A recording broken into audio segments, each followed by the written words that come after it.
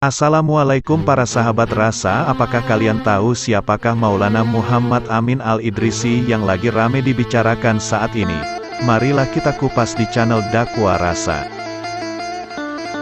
Baru-baru ini terdapat satu isu viral di mana seorang lelaki yang dikenali sebagai Maulana Muhammad Amin Al-Idrisi telah mendakwa dirinya sebagai cicit salasila emas ke-38 Nabi Muhammad daripada jalur Sayyidina Hasan dan Husin.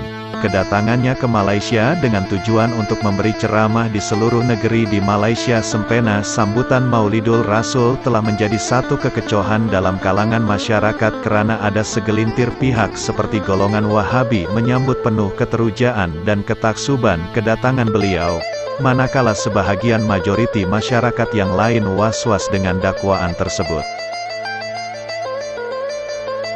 Golongan yang mempercayai dakwaan tersebut turut mendakwa bahwa beliau adalah Imam Mahdi, malah menyatakan bahwa melihat Maulana Muhammad Amin Al-Idrisi ini seperti melihat Nabi Muhammad.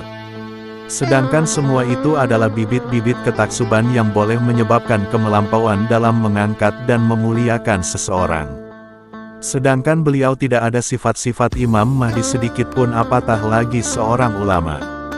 Dalam menyusuri biodata Maulana Muhammad Amin ini, beliau telah mendapat ijazah sarjana muda undang-undang awam dari sebuah university di Nigeria dan ijazah sarjana dalam sains politik dari University of Nice Sofia Antipolis, Perancis. Secara ringkasnya tiada pengajian Islam yang formal yang beliau belajar. Jadi apakah sebab yang kita hendak mengangkat beliau lebih daripada orang lain sedangkan beliau bukan alim ulama atau cendekiawan?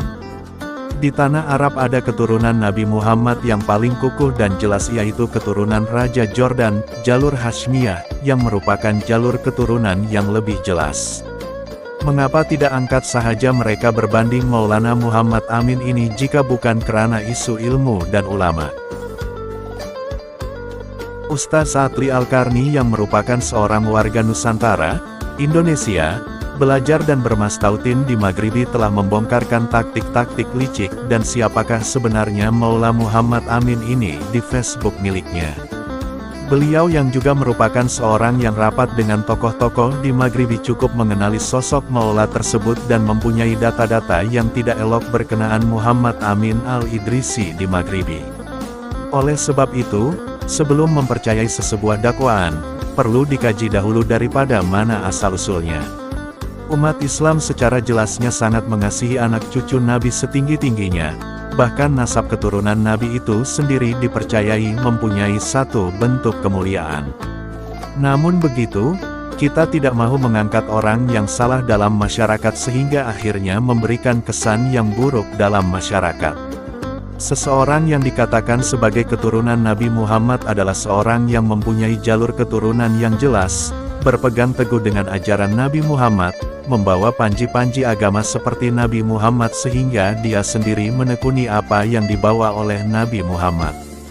Maka layaklah untuk digelar sebagai salah seorang tokoh ulama yang boleh diambil manfaat daripadanya, bukan disembah dan ditaksubi. Namun, apabila ada seseorang yang menyandarkan dirinya kepada Nabi Muhammad tetapi tidak menunjukkan perilaku yang dibawa oleh baginda Nabi Muhammad, maka secara jelas beliau tidak layak diikuti dan diangkat dalam masyarakat karena dibimbangi dapat membuatkan masyarakat taksub kepada dirinya sehingga melampau dalam memuliakan seseorang. Justeru itu, masyarakat Islam janganlah mudah terpedaya dengan serban, jubah, perkataan Al-Idrisi Al-Hasani serta senarai nasab sehingga ia dimuliakan tanpa sebab yang munasabah. Ini menjadikan umat tidak pandai dalam menilai tetapi hanya mengikut tanpa alasan. Jika kita hendak mengambil ilmu, ambillah daripada kalangan para ulama, bukan daripada orang awam atau orang yang tidak berilmu. Itulah fakta menarik tentang Maulana Muhammad Amin Al-Idrisi yang Dakwah Rasa rangkum. Semoga Kia diberi syafaat oleh Rasulullah berkat mencintai cucu beliau. Terima kasih sahabat Rasa. Assalamualaikum warahmatullahi wabarakatuh.